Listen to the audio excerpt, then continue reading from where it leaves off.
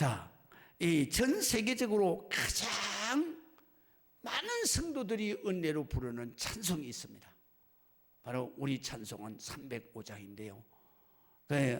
그 찬송가 바로 Amazing Grace, 바로 주의 은혜는 놀랍다, 이런 찬송이죠. 이 찬송을 작사하신 분이 누구냐 하면 성공회 신부. 성공회는 가톨릭이 아닙니다. 성공회는 개신교 쪽입니다. 개신교. 그래서 개신교 성공회 신부 존 뉴턴이라고 하는 사람이 그 신부가 이 감동적인 그러한 은혜를 받고, 그리고 그 다음에 이 작사를 했어요. 그리고 작사를 하고 그 다음에 그 곡을 바로 흑인들이 부르는 영가에다 맞춰서 이 노래 찬송을 드리는데, 그것이 바로 305장 우리가 늘 부릅니다. 세계의 모든 그러한 성도들이 누구 하나도 이 은혜에, 이 찬송에 은혜 받지 않는 성도가 없습니다. 그래서 이 은혜의 눈물의 찬송, 이 찬송을 작사한 존 뉴턴의 그 실화를 바로 영화로 만들어 가지고, 그래 가지고 CBS에서 도입을 해서, 그래서 작년까지 이렇게 방영을 했습니다. 방영을 했는데 많은 분들이 그 사실은 이게 그렇게 좋은 영화인 줄 몰라서 못 봤습니다. 그런데 이 영화는 바로 존 뉴턴 그 목회자의 그 감동 실화를 영화화한 것이다. 그래서 우리가 보시게 되면 프리덤 유튜브로도 볼 수 있잖아요. 그래서 여러분들이 보시면 은혜가 될 것입니다. 바로 이 존 뉴턴이라고 하는 분은 어떤 분이냐 하면요, 그분은 그가 1725년에 그 아버지는 성공의 신자였어요. 그리고 어머니는 바로 개혁주의 개신교 장로교의 독실한 신자였습니다. 그래서 그 가운데서 출생을 하게 되는데요, 그 아버지는 뭐를 했느냐 하면 아프리카에서 노예 사냥꾼들의 바로 노예를 포획해가지고, 그래가지고 흑인들을 포획해서, 그래서 노예를 유럽으로 그리고 미국으로 갖다 내다 파는 그러한 운송선, 노예 운송선의 바로 선주였고 선장이었어요. 그래가지고 존 뉴턴도 역시 그가 11살 때부터 아버지를 따라서, 그래서 이 노예 운송선에 거기에서 선원 생활을 하게 됩니다. 그때만 하더라도 바로 이 뉴턴은 노예가 가축으로 여겨졌어요. 그렇기 때문에 그 노예를 사냥하는 것도 정당화했고, 이게 죄인 줄 모르는 거죠. 그 다음에 또 그것을 내다 파는 거예요. 그런데 그 아버지는 그 내다 파는데 운송선을 어떻게 만들었냐면, 그 요새 역사적으로 나오죠. 배를 3층으로 만듭니다. 그래가지고 3층으로 만들어서 그 노예를 전부 다 쇠사슬로 묶어가지고 우리가 그 어선에 생선을 갖다가 저장할 때 생선 상자에다가 줄을 맞춰가지고 차곡차곡 눕혀가지고 차곡차곡 재잖아요.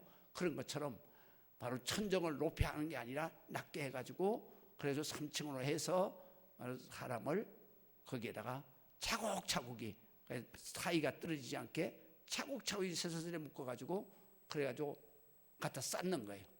그래서 3층으로 쌓아가지고, 그래가지고 이제 대서양을 건너서 미국에도 갖다 팔고, 그 다음에 유럽에도 갖다 팔고. 그러니까 이 배가 보통 대서양을 건넌다 그러면 그때는 그 배가 범선이기 때문에, 그렇기 때문에 한 3개월 정도 걸린다 그래요. 그래서 3개월 동안에 정말로 이 노예들이 개돼지처럼 그렇게 묶여가지고 노예 시장에 팔리게 되는데, 그런데 이제 존 뉴턴이 22살에 선장이 돼요. 자기 아버지 대를 이어서 선장이 되는 거예요. 선장이 돼서 이제 미국으로다가 이제 노예들을 바로 운송에다 미국에다 파는데, 그런데 대서양을 건너잖아요. 그런데 그때에 아마 어마어마한 풍랑을 만나는 거예요. 그래서 배가 막 이제 가라앉을 지경이 됐어요. 그래가지고 뉴턴이 이제 하나님 앞에 기도를 하는데, 그때 마침 흑인 노예가 기도를 하는 거예요. 그때 뉴턴이 충격을 받아요. 자기가 개돼지인 줄 알았는데 그 노예가 하나님 앞에 기도하는 거예요. 그러면서 이 풍랑에서 우리를 살려달라고, 이 배가 침몰되지 않게 해달라고, 그리고 선장이 정말로 이 배를 정말 잘 항해해서 살게 해달라고, 그리고 자기네들을 노예에서 정말 구해달라고 하나님 앞에 간절히 기도하는 거예요. 그때에 존 뉴턴이 감동을 받고 그 배의 손을 잡고 둘이 합심 기도를 하다가 죄송합니다.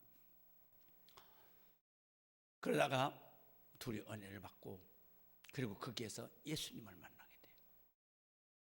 그리고 그 풍랑에서 살아나게 돼요. 그때부터 뉴턴이 흑인을, 자기가 운송하는 흑인을 하나님의 백성 성도로 보여주는 거예요. 그래서 매일 그 흑인들을 위해서 기도하는 거예요. 그러다가 드디어 6년 만에 그가 그 선장직 다 사직을 하고, 그리고 자기 집으로 돌아가서 신학교에 들어가서 바로 목회자가 돼요. 그래 목회자가 되고, 그래서 그가 목회를 하면서 그가 맨날 기도하는데, 기도가 뭐냐면, 하나님, 나는 정말로 개 돼지만도 못한 인간입니다. 나는 하나님의 백성을, 그들의 가정을 파괴하고 총과 칼로다가 협박을 해서 개돼지처럼 짐승처럼 때려서 죽이기도 하고, 그리고 묶어가지고 노예 시장에 팔았습니다. 그 성도들의 가정이 일순간에 파괴가 되고 가족들이 뿔뿔이 헤어져서 개돼지처럼 노예로 그렇게 고통을 당하 죽게 됐습니다. 이런 용서받지 못할 그러한 죄를 졌습니다. 하나님 용서해 주세요. 그렇게 매일 회개 기도합니다. 그러다가 1772년에 그가 항상 그 자기가 정말 예수님을 만났던 그날을 기억하면서, 그날은 내가 제2의 생일이다. 그래서 그날은 하루 종일 바로 금식하면서 회개하는 거예요. 자기의 그 회개하고 자기가 내다 파는 그 흑인들을 위해서. 그래서 그냥 막 눈물로 기도하는 거예요. 그러다가 찬송 가사를 쓴 거예요. 그게 바로 우리가 부르는 305장이에요. 그리고 그 가사에다가 곡을 어떻게 붙였냐면, 자기가 내다 파는 그 흑인들이 그 고통 속에서 끌려가면서도 노래를 부르는 거예요.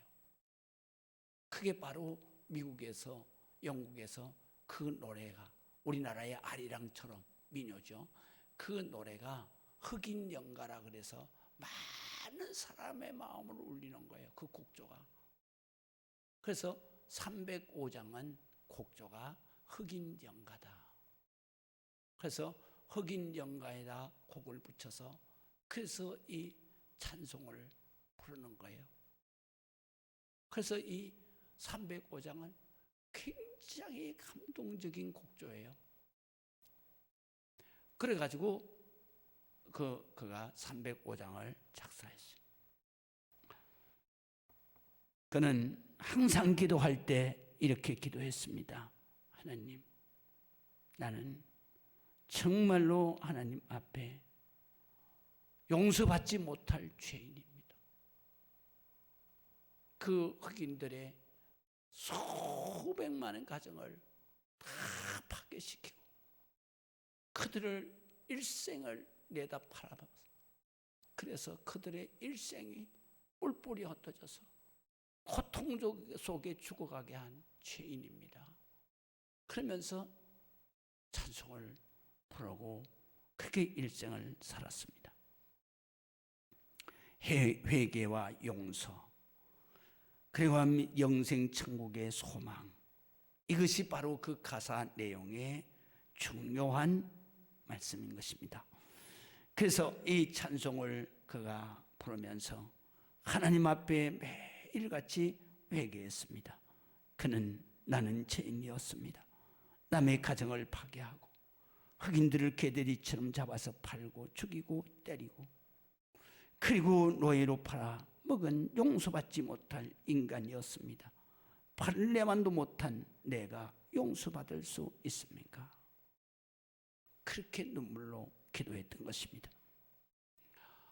바로 오늘 성경에 있는 이 사울이라고 하는 청년도 존 뉴턴처럼 그렇게 죄를 지고 하나님 앞에 예수를 만난 순간으로 인생이 바뀌었습니다.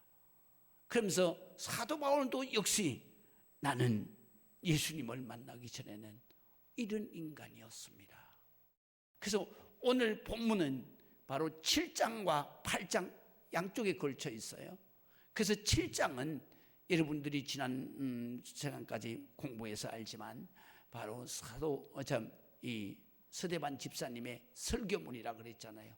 그래서 53절까지는 설교문이고 그 다음에 54절서부터는 스데반 집사가 순교하는 그 현장이에요.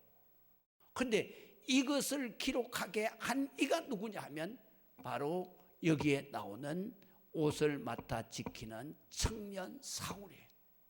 왜 그러냐? 사울이 바로 예수님을 만나고 사도 바울이 됐어요. 그래서 사도 바울이 돼서 그가 가는 데마다 스데반의 설교를 말하는 거예요.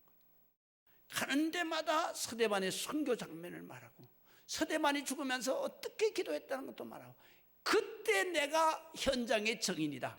내가 그 스데반을 죽이는데 내가 찬성을 했고 그리고 그 사람들이 그 우통을 벗어놓고 돌을 던질 때 그 옷을 지키던 사람이다.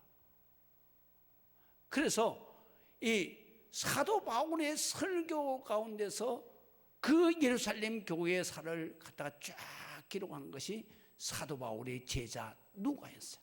누가는 의사이면서도 바로 사도 바울의 수제자였고 그리고 역사 기록자였고 그리고 그가 성경을 기록하는 저자가 된 거예요. 기록자가 된 거예요. 그래서 사도 바울의 설교를 통해서 바로 사도행전이 다 기록이 되는 거예요.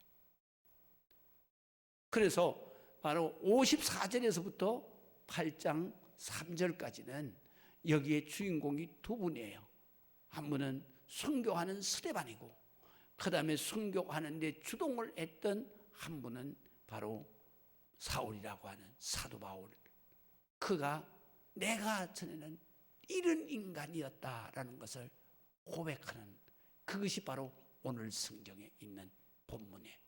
그래서 우리가 이 성경의 말씀을 보면서 정말로 예수님의 사랑, 하나님의 사랑은 얼마나 높고 얼마나 깊고 얼마나 넓은 건가. 왜냐하면 이런 정말로 용서받을 수 없는 사도 바울도 용서받을 수 없는 존 뉴턴도 그런 사람, 그런 인간도 예수님께서는 찾아가셔서 그의 모든 죄를 다 용서해 주시고 씻어 주시고 그들이 정말로 감동을 받고 인생을 180도로 돌려서 그래서 이제는 정말로 주를 위해서 살고, 정말로 내가 사는 것은 주를 위해 사는 거다. 나는 이제 죽은 목숨이나 마찬가지인데 바로 나를 살리셨으니 내가 이제 사는 것은 바로 주의 영광을 위해서 사는 것이다. 그리고 나는 이제 내 것이 아니라 나는 주의 것이다. 그렇게 고백을 하는 거예요. 그래서 오늘 성경에 보면 54절에서 쭉 제가 설명을 해드리겠습니다. 그래서 여러분들이 줄을 칠 때 여러분들의 성경에 반드시 줄을 쳐야 됩니다. 이 말씀을 오늘 듣고 나면 잊어버립니다. 그럼 나중에 가서 여러분들이 줄 치고 그렇게 해놓으면 그러면 이 설교가 생각이 나기 때문에, 그렇기 때문에 여러분들 성경에다 줄을 쳐야 되는 것입니다. 54절에서 그들이, 바로 유대인들이 이 말을, 스데반의 설교를 듣고 마음이 찔려서 그를 향하여 이를 갈았다 그랬습니다. 55절 보겠습니다. 스데반이 성령이 충만하여 하늘 우러러 주목하여 하나님의 영광과 및 예수께서 하나님 보좌 우편에 서신 것을 보고 말하되, 보라 하늘이 열리고 인자가 하나님 우편에 서신 것을 보노라 한데, 57절 바로 그들이, 유대인들이 큰 소리를 지르며 길을 막고 일제히 그에게 달려들어서 58절 성 밖으로 내치고 돌로 칠세 증인들이 옷을 벗어 사울이라 하는 청년 발 앞에 두니라. 58절 줄을 치어주세요. 그러니까 주동자다 이거예요. 주동자. 그 다음에 59절에 보면 그들이, 유대인들이 돌로 스데반을 치니 스데반이 부르짖어 이르되, 줄 치세요. 주 예수여 내 영혼을 받아 주시옵소서 하고 무릎을 꿇고 크게 불러 이르되, 다시 줄 치세요. 주여 이 죄를 그들에게 돌리지 마시옵소서 하고 자니라 그랬어요. 죽었다는 거죠. 이 사도 바울이 어디에 충격을 받았겠습니까? 첫 번째로는 스데반의 얼굴이 천사 같은데 충격을 받았고, 두 번째는 자기를 위해서 기도하는 것을 충격을 받았어요. 무슨 기도겠습니까? 60절에 이렇게 말해요. 무릎을 꿇고 크게 불러 이르되, 주여 이 죄를 그들에게 돌리지 마시옵소서. 자기를 위한 기도잖아요. 사실은 사도 바울이 이때부터 자기의 마음이 흔들린 거죠. 존 뉴턴이 바로 풍랑이 막 일 때, 그때 자기가 기도하는데, 그 프리덤 영화에 보면 그 기도하는데 흑인이 거기서 기도하는 거예요. 자기는 짐승인 줄 알았는데 하나님 앞에 자기가 똑같이 하나님의 자녀예요. 그리고 기도하는 거예요. 오늘 사도 바울이 바로 스데반이 그렇게 자기한테 그 유대인들한테 맞아 죽으면서도 그들을 위해서 기도하잖아요. 왜? 아버지요, 저들의 죄를 용서해 달라고 기도하는 거예요. 어떻게? 이 죄를 그들에게 돌리지 마옵소서. 예수님이 십자가에서 하신 기도잖아요. 예수님이 어떻게 해요? 로마 군인들이 자기의 양손과 발에다 못을 박아서 자기를 죽이는데도 예수님께서 마지막 기도가 뭐냐? 주여 저들을 용서하여 주시옵소서. 저들이 알지 못해서 이런 죄를 지고 있습니다. 용서하여 주옵소서. 그렇잖아요. 알았으면 그런 죄 지겠습니까? 몰랐으니까 그런 죄 지잖아요. 정말로 스데반이 하나님의 말씀을 전하는, 정말 예수 그리스도께서 세우신 그러한 전도자라는 것을 알았으면 유대인들이 사도 바울이 돌로 쳤겠습니까? 몰랐기 때문에 그런다 이거요. 존 뉴턴이 흑인이 짐승인 줄 알았던 그 흑인이 자기하고 똑같이 하나님 앞에 고백하는 거예요. 하나님 아버지, 정말로 이 배를 지켜주시옵소서. 우리를 살려주시옵소서. 선장을 하나님 불쌍히 여겨주시옵소서. 그때 존 뉴턴이 무너지는 거예요. 그때 주님 앞에 회개할 때 주님을 만나는 거예요. 그러면서 그 인생이 180도로 바뀌어진 거죠. 사도 바울도 바로 여기에서 그 스데반이 기도하는 그 기도를 듣고 나를 위해서 기도하고 있구나. 자기는 그런 마음이 없는 거예요. 자기는 그냥 하나님을 믿는다 그러면서 분노와 붕괴가 가득 찬 거예요. 내가 진짜 하나님의 아들이냐, 아니면 죽는 저 스데반이 진짜 하나님의 아들이냐. 그때부터 사도 바울의 마음은 갈등이 일어나는 거예요. 그거를 아시는 주님이 다메섹에서 딱 나타나시는 거예요. 그래서 사도 바울의 일생이 180도로 바뀌어지는 거예요. 우리가 사도 바울만 그렇게 했습니까? 존 뉴턴만 그렇게 했습니까? 우리도 하나님 몰랐을 때에는 정말로 이런 죄인이었습니다. 이런 인간이었습니다. 그런데 우리가 하나님을 만났기 때문에 오늘날 정말로 하나님의 사랑을 받고 하나님의 말씀의 은혜를 받고 내가 기도하는 것마다 주님이 그 사랑의 품으로 안으시고 내 기도를 들으시고, 우리 주님은 한 번도 야단치신 적이 없어요. 그리고 내가 얼마나 힘드냐, 내가 얼마나 어려우냐, 그러면서 어떻게든지 우리의 기도를 들으시고 우리를 고쳐주시고 낫게 하시고, 그리고 우리의 모든 문제를 주님이 앞서 행하시며 다 해결해 주시는 거죠. 그래서 우리가 하나님을 믿을 때는 반드시 예수를 만나야 되는 거예요. 만나야만 내 인생이 180도로 달라지는 거예요.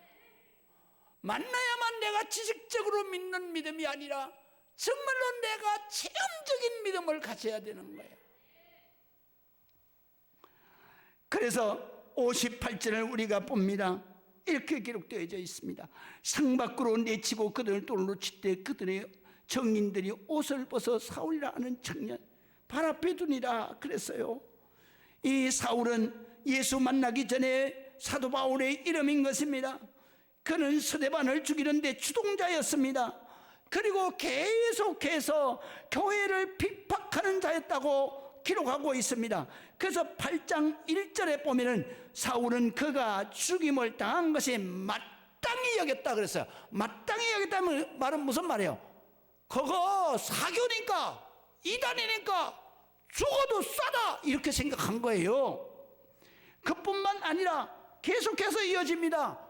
바로 사도 바울이 예수님을 핍박하는 것 계속해서 이어지는데, 그날에 2절에서 보면 그날에 예루살렘에 있는 교회에 큰 박해가 있어서 사도들 12명 외에는 모든 교인들이 다 유대 시골로 도망갔다 이 말이에요. 유대 땅 시골로 도망가고 사마리아 땅으로 도망가고 모든 땅으로 흩어지니라.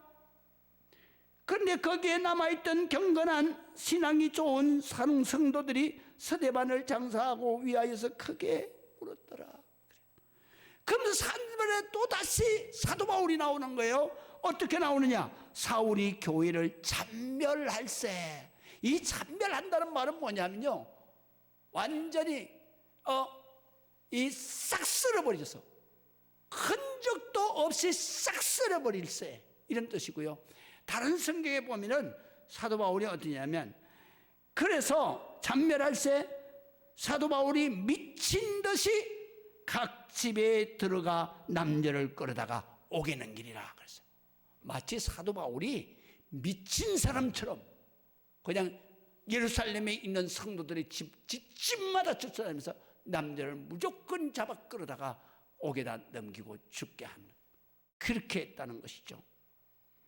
얼마나 하나님을 믿기 전에, 예수님을 만나기 전에 사울이라고 하는 청년은 사람이 아니었어요.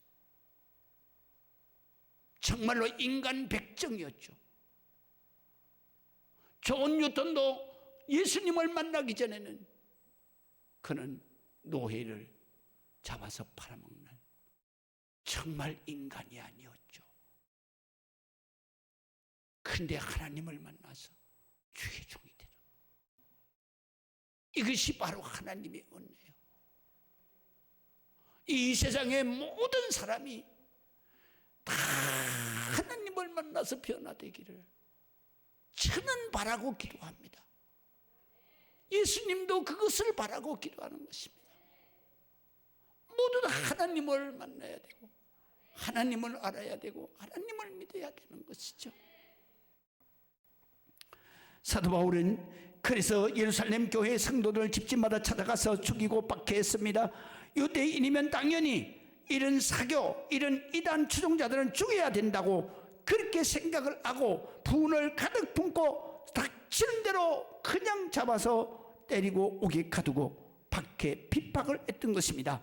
그래서 성도들은 예루살렘에 살지를 못하고 뿔뿔이 흩어져서 도망을 갑니다. 사마리아로 도망가고 더 멀리 다메섹으로 도망가고, 그렇게 다메섹으로 도망가는데 사도 바울은 바로 대제사장에게 이 다메섹으로 도망간, 그 멀리 도망간 그러한 교인들을, 성도들을 붙잡아서 옥에 가두고 처형하라는 그런 그 허가서를 받아가지고, 지금으로 말할 것 같으면 체포영장이죠. 그걸 받아가지고 가다가 다메섹 길에서 예수님을 만나게 되죠. 예수님을 만나기 이전에는 이런 인간이었다고 그는 고백합니다. 사도 바울의 고백은 사도행전 곳곳에 기록되어져 있습니다. 왜냐하면 누가가 그가 설교하는 것을 적었기 때문에.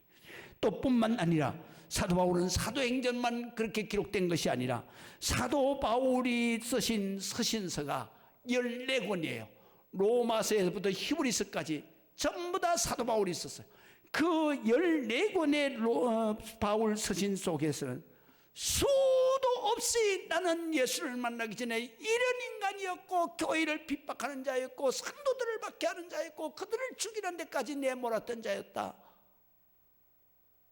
그렇게 자기 자신을, 자기의 죄를 고백하고 있는 것을 우리가 볼 수 있습니다. 그래서 사도행전 22장 19절에는 이렇게 기록되어 있습니다. 내가 어떤 사람인 줄 아느냐? 그래서 내가 말하기를, 사도 바울이 말하기를, 주여 내가 주를 믿는 사람들을 가두고 또 각 해당에서 때리고 또 주의 증인 스데반이 피를 흘릴 때에, 죽일 때에 내가 곁에 서서 찬성하고 소리 질렀다 이 말이에요. 죽여! 그리고 소리 질렀다 이 말이에요. 주동을 했다는 거죠. 찬성하고, 그리고 그 죽이는 사람들의 옷까지, 그래 그 옷 내가 맡아줄게, 가서 죽여, 이렇게 했다는 거죠. 그래서 지킨 줄 그들도 아나이다. 자기가 죄인이다. 그는 예수님을 핍박한 사람이라고 사도행전 22장 7절에 이렇게 말씀하십니다. 내가 땅에 엎드려 들으니 소리 있어 이르되 사울아 사울아 내가 왜 나를 박해하느냐. 전에 성경에는 핍박하느냐 이렇게 기록되어 있어요. 하시거늘 내가 대답하되 주님 누구시나이까? 그랬더니 이르시되 나는 네가 핍박하는, 박해하는 나사렛 예수다. 그러니까 예수님을 만나기 전에는 사도 바울이 이런 인간이었다 이거죠. 이런 인간도, 벌레만도 못한 인간도 우리 주님은 사랑하시죠. 그래서 사랑하시고 벌레만도 못한 인간도 우리 주님은 용서하시고 주를 위해서 위대한 삶을 살게 하시는 것이죠. 이것이 바로 하나님의 끝없는 사랑이에요. 무한한 사랑이에요. 그래서 존 뉴턴도 바로 이 은혜를 받고, 그리고 그가 이렇게 하잖아요. 그가 찬송을 부르는데 주님 앞에 그냥 눈물로 찬송을 부르죠. 응? 나 같은 죄인, 나 같은 죄인이라고 하는 것은 뉴턴을 말하는 거예요. 다른 사람 아니라 바로 나. 인신매매, 가슴을 파괴하는, 그리고 모든 인생을 갖다 파멸시키는 그런 나 같은 이 더러운 인간도 나 같은 죄인 살리신 주원의 놀라워 잃었던 생명 찾았고 광명을 얻었네. 할렐루야. 그래서 사도 바울은 이렇게 말했습니다. 나는 예수를 핍박하고 교회와 성도들을 괴롭힌 인간이었습니다. 그래서 나는 공고한 자입니다. 그가 쓴 로마서 7장 24절에 오라 나는 공고한 사람이로다. 이 사망의 몸에서 누가 나를 건져내겠느냐. 여기에서 공고함이라는 것은 무슨 말이냐면요, 아주 다양한 그러한 말씀이, 다양한 뜻이 있는 말이에요. 헬라어로 뭐냐면 물질적으로는 빈곤하고 가난한 고통을 당하고 있고, 그 다음에 사회적으로는 가련하고 불쌍한 그런 존재다 이거예요. 소외된 존재. 또 그 다음에 심령은 그냥 번민과 그리고 고뇌 그리고 번뇌가 가득해서 잠을 못 자는 사람이에요. 불면증에 걸려있는 사람이다. 또 뿐만 아니라 바로 이런 사람을 다른 성경에는 뭐라고 했냐면 나는 비참한 인생이다. 그래서 이 사람은 반드시 하나님이 구해주지 않으면 살 길이 없는 존재, 그것이 바로 공고한 자예요. 그래서 다른 성경에는 이렇게 번역이 되어 있습니다. 오호라, 이런 뜻이에요. 오호라, 나는 얼마나 비참한 인간인가. 누가 이 죽음의 몸에서 나를 구원해내겠는가. 이게 바로 사도 바울의 절규였던 것입니다. 고린도전서 15장 8절에도 그는 자기 그 바울 서신에서 이렇게 말해요. 맨 나중에 만석되지 못하여 난 자 같은 내게도 보이셨느니라. 나는 사도 중에서 가장 작은 자라. 나는 하나님의 교회를 박해하였으므로 핍박하였으므로 사도라 칭함받기를 감당하지 못할 자니라. 그러나 내가 나 된 것은 하나님의 은혜로 된 것이니 내게 주신 그의 은혜가 헛되지 아니하여 내가 모든 사도들보다 더 많이 수고하였으나 내가 한 것이 아니요 오직 내 함께 하신 하나님의 은혜다. 할렐루야. 그래서 사도 바울은 순교자가 됩니다. 그런 마지막에 로마인들에게 끌려가서 단두대에서 목이 잘리는 그런 순교를 하게 되죠. 그러면서 그는 이렇게 말합니다. 사도행전 22장에 내가 땅에 엎드려 들으니 소리 있어 이르되 사울아 사울아 내가 왜 나를 핍박하느냐 박해하느냐 하시거늘 내가 대답하되 주님 누구십니까? 이르시되 나는 내가 박해하는 나사렛 예수라 하시더라. 사도 바울은 예수님을 만나는 순간에 극적인 삶으로 전환이 되는 거예요. 예수님을 만나는 순간에 예수님을 대적하고 교회를 핍박하고 성도들을 박해하고 죽이고 옥에 가두고 그리고 이 땅에서 교회를 싹 쓸어버리겠다고 했던 인간이었던 그가 예수님을 만나고 난 다음부터는 그는 바로 예수님의 종이 되는 거예요. 사도가 되는 거예요. 그리고 다메섹에서 예수님을 만나고 그리고 거기에서 예수님의 사랑을 깨닫는 거예요. 나 같은 죄인도 주님이 사랑하시는구나. 나 같은 죄인도 주님이 용서해 주시는구나. 그래서 주님의 사랑을 깨닫고 주님의 부름을 받고 주님께서 살려주신 그 은혜가 너무 감사해서 새 사도로 그는 일생을 오히려 180도로 바뀌어진 박해자가 주의 사도가 되어버린 거예요.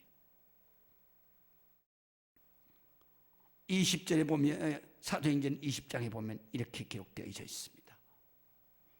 보라 이제 나는 성령에 매여 예루살렘으로 가는데 거기서 무슨 일을 당할는지 알지 못하노라. 오직 성령이 각 성에서 내게 증언하여 결박하고 환난이 나를 기다린다 하시나. 24절이 중요해요. 줄을 치고 우리가 읽어보겠습니다. 내가 달려갈 길과 주 예수께 받은 사명 곧 하나님의 은혜의 복음을 증언하는 일을 마치려 하면은 나의 생명조차 조금도 귀한 것으로 여기지 아니하노라. 할렐루야. 나는 죽을 각오가 돼 있다 이 말이죠. 나는 죽을 각오가 돼 있다. 여러분, 우리는 죽을 각오가 되어 있어야 되는 것입니다. 그래서 사도 바울은 이렇게 말합니다. 로마서 14장 8절에 예수 만난 사람은 어떤 사람이냐? 우리는 살아도 주를 위해 살고 죽어도 주를 위해서 죽나니 그러므로 사나 죽어나 우리가 주의 것이로다. 우리 예수 만난 사람은요, 나는 예수님께 붙들렸고 나의 삶은 예수님께 맡겨진 삶이기 때문에 산다 죽는다 내게는 의미가 없다 이거요. 왜? 나는 이미 죽었던 사람이기 때문에. 나는 이미 죽었는데 하나님이 살려주신 사람이기 때문에. 그렇기 때문에 나는 내가 사는 것이 아니라 내 안에 그리스도가 사는 것이기 때문에. 그래서 나는 살고 죽는 거 내게 의미 없다 이거요. 그리고 나는 주의 것입니다. 정말로 나는 용서받지 못할 인간이었는데, 벌레만도 못한 죄인이었는데, 죄인의 개수였는데, 정말로 비참한 인생 공고한 자였는데, 그럼에도 용서받았고, 그럼에도 주님 앞에 사랑을 받았고, 회개하고 정말로 주님의 사람이 되었다. 하나님의 백성이 되었다. 그래서 사도 바울도 존 뉴턴도 그들이 이렇게 노래했던 것입니다. 나 같은 죄인 살려주신 주님의 은혜 놀라워. 잃었던 생명 찾았고 광명을 얻었네. 큰 죄악에서 건지신 주 은혜 고마워. 그 다음에 이렇게 중요해요. 나 처음 믿은 그 시간, 우리 성도는 바로 이 전환 지점이 있다 그랬잖아요. 내가 전환 지점이 언제냐? 예수님을 만난 그 시간, 그 순간이야. 이것을 우리는 내 인생의 터닝 포인트라고 그래요. 여러분들이 예수를 믿는데 반드시 여러분들은 예수님을 만나야 되는 거예요. 만나는 것이 내 인생의 터닝 포인트야. 그래서 이 찬송도 역시 그거를 말하는 거예요. 큰 죄악에서 건지신 주 안에 고맙다. 고마운데 그것이 언제냐? 바로 내가 처음 믿은 그 시간. 내 인생의 가장 귀한 시간이다. 귀하고 귀하다. 자, 제가요 이 305장을 매일 불러요. 근데 어느 때 가장 은혜로우냐면 3절과 4절을 부를 때 은혜로워. 이제껏 내가 산 것도 주님의 은혜다. 할렐루야. 여러분 그렇잖아요. 이제껏 내가 산 게 내가 살아간 겁니까? 주님의 은혜로 살았죠. 또 나를 장차 본향에 하나님이 반드시 인도해 주실 것이다. 예수 만난 사람은 이런 반드시 내가 하나님 천국에 갈 것이다. 확신이 있는 거예요. 우리가 아무리 고통스럽고 힘들고 정말로 공고한 지경, 비참한 지경에 있다 할지라도 예수 만난 사람은 나는 반드시 내 아버지 집에 갈 것이다. 거기서 우리는 어떻게 살 건가? 그래서 사절을 부를 때에는요 눈물이 그냥 범벅이 되는 거예요. 거기서 우리 영혼이, 거기서 천국에서 우리 영혼이 주님의 은혜로, 그곳에는요 주님의 용서의 은혜를 받지 않은 영혼은 한 사람도 없어요. 다 그렇고 그런 인간이었는데 주님의 사랑을 받았고 주님의 용서를 받았고, 그래서 그곳에 온 그 귀중한 영혼, 거기서 우리 주님의 은혜로, 영원히 주님의 은혜로 해처럼 밝게 살면서 주 찬양하리라. 정말 여러분 한번 불러보시겠습니다. 기도하겠습니다.